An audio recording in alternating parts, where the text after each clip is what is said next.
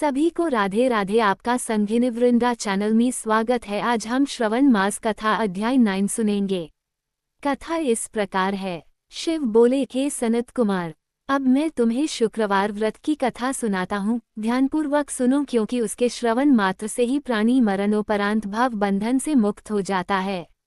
पूर्व काल में पांडेय वंश में सुशील नामक एक राजा हुआ था। वह रूपवान, बलशाली एवं 64 कलाओं का ज्ञाता व धनुर्विद्या में निपुण था। उसे पुत्र प्राप्ति के अलावा अन्य किसी प्रकार का दुख नहीं था। उसने पुत्र प्राप्त करने के लिए बहुत प्रयत्न किए, परंतु वह सफल न हो सका। उसकी पत्नी का नाम सुकेशी था। वह रूपवती, गुणवती थी। वह प्रजा को पुत्रवत प्यार करती थी, परंतु पुत्र के अभाव में वह भी अत्यंत दुखी रहती थी। वह अनजाने ही अपने पेट पर कपड़ा बांधकर गर्भवती होने का भ्रम पालती रहती थी। उसी काल में उसने अपनी पुरोहितनी को देखा, जो वास्तव में गर्भवती थी।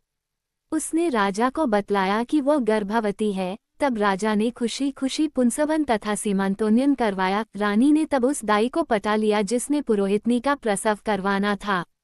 प्रसव के दिन दाई ने पुरोहितनी की आंखों पर पट्टी बांधकर उसका प्रसव कराया। पुरोहितानी इस कपट को नहीं जानती थी। उससे उत्पन्न हुए पुत्र को दाई ने नौकरानी की मदद से रानी के पास पहुंचा दिया। उसने जो अपने 7 मास का पिंड लाई थी, वो पुरोहितनी के पास रखकर उसकी पट्टी खोलकर कहा कि तुम्हें तो यह अरिष्ट हुआ है।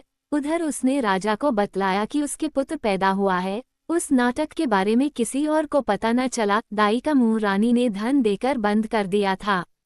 शिव बोले, हे सनत कुमार, अब राजा को जब रानी के कथनानुसार पुत्रोत्पत्ति का समाचार मिला तो वह बड़ा प्रसन्न हुआ। पहले उसने जातकर्म करवाया, तदनंतर ब्राह्मणों को भांति भांति के दान दिए। बंदियों को कारागार से मुक्त कर दिया गया। नामकरण संस्कार विशाल रूप में करवाया। राजा ने राजकुमार का नाम प्रियव्रत रखा। उधर पुरोहितानी ने शुक्रवार के दिन श्रावण मास में जीवंतिका का पूजन करवाया। उसने दीवार पर जीवंतिका की मूर्ति बनवाई, पुष्पों आदि से उसकी पूजा की और 5 दीप जलाकर गेहूं के आटे का दीप बनाकर प्रज्वलित किया और गेहूं के आटे को देसी घी में पकाकर भोजन करती और भगवान शिव की प्रार्थना करती कि हे महादेव, मेरा पुत्र जहाँ कहीं भी हो उसकी रक्षा करना, क्योंकि वह जानती थी कि दाई ने उससे छल किया है। कथा के पश्चात वह प्रभु को नमन करती। बहुत दिनों तक वह ऐसा ही करती रही। जीवंतिका की कृपा से वह बालक दूज के चांद के समान धीरे धीरे बढ़ने लगा तथा पुरोहितनी की भक्ति और श्रद्धा से प्रभावित हो जीवंतिका दिन रात उस बालक की रक्षा करती रही। कुछ समय बीतने पर राजा का देहांत हो गया। राजकुमार ने श्रद्धाभाव से लौकिक क्रियाएं पूरी करवाईं। मंत्रियों ने राजपुत्र राज्याभिषेक किया। राजकुमार राज्य का भार वृद्ध मंत्री को सौंप पितृऋण से उऋण होने के लिए गया की ओर चला गया। वन में जाने से पहले उसने राजसी वेशभूषा को त्याग कर कार्पटिक वेश धारण किया। मार्ग में रात होने व थकावट के कारण उसने एक गृहस्थ के यहाँ शरण ली। उस दिन उसके यहाँ पुत्र ने जन्म लिया था। इससे पहले उसके यहाँ 5 पुत्र पैदा हुए थे। उन सबका देवी शदी ने वध कर दिया था, परंतु छठे पुत्र के उत्पत्ति काल में राजा उस गृहस्थ के घर में विश्राम कर रहा था। उस रात्रि देवी शदी देवी को आगे जाने से रोका, पर वह नहीं मानी। जीवंतिका ने अपने प्रभाव से बालक को नहीं मरने दिया। इस प्रकार बालक बच गया। इधर गृहस्थ ने राजा को बालक का रक्षक मानकर उससे एक दिन और वहां ठहरने की प्रार्थना की। गृहस्थ के अनुरोध पर राजा वहां ठहर गया। तदंतर वह राजा अपने पिता के पिंडदान के लिए चला गया। वहां पर राजा को तब घोर आश्चर्य हुआ जब उसका पिंड दान देने के लिए विष्णुपद पर 2 हाथ बाहर निकल आए। राजा ये देखकर अचंभित हुआ। ब्राह्मण की आज्ञानुसार राजा ने विष्णुपद को पिंडदान कर दिया। तब राजा ने इस दैवी चमत्कार के बारे में एक विद्वान ब्राह्मण से पूछा तो उसने बतलाया कि हे नरेश, ये दोनों हाथ आपके पिता के हैं। इसका कारण आप घर जाकर अपनी माता पूछना। राजा दुखी चिंतित हो घर की ओर चल पड़ा। मार्ग में वह फिर उसी गृहस्थ के यहाँ ठहरा। इस बार उस गृहस्थ के यहाँ दूसरे पुत्र 7 वर्ष का वध करने शदी आई तो जीवंतिका ने उसे फिर वध करने से रोक दिया। जब षष्ठी देवी ने जीवंतिका से पूछा, हे जीवंतिका, तू क्यों इस गृहस्थ के पुत्रों को बचा रही है? तेरा क्या प्रयोजन है? इसकी माँ कौन सा व्रत करती है जो तू इनकी रक्षा कर रही है? राजा नींद का बहाना कर उन दोनों का वार्तालाप सुन रहा था।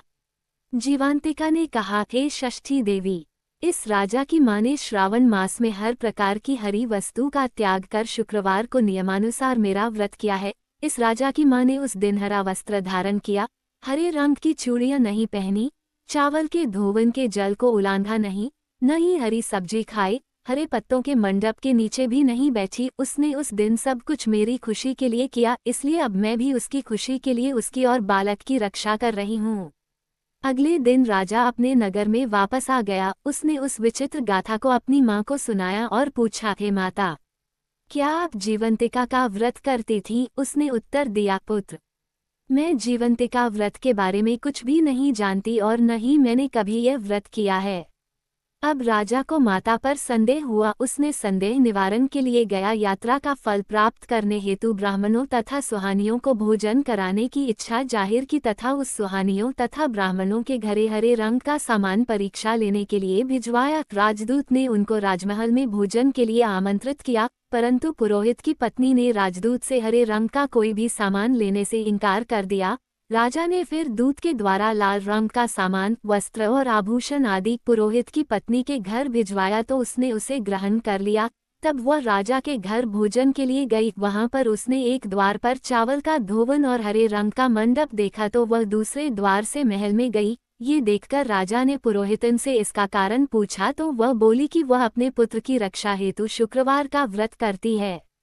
राजा, जो कि वास्तव में पुरोहितन का ही पुत्र था, को देखकर उसकी छातियों से दूध की धारा बहने लगी। गया में देखी विचित्र कथा तथा पुरोहितन के स्तनों से बहते दूध को देख राजा को विश्वास हो गया कि वह वास्तव में पुरोहितन का ही पुत्र है और उसकी मां कपटी औरत है। उसने अपनी मां पुरोहितन की चरण वंदना की और उसे राजकोष से असीम धन संपदा दिलाकर धनी बना दिया।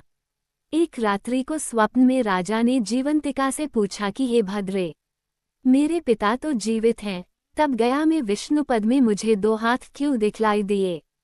देवी ने राजा को स्वप्नावस्था में कहा, हे राजन, तुम्हें विश्वास में लाने के लिए ही मैंने माया रची थी, अब आप संशय न करें।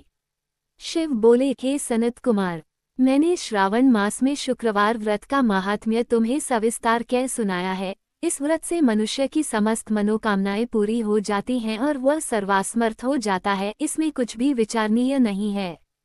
फल इस 9वें अध्याय के पाठ श्रवण से सभी मनोरथों की पूर्ति होती है।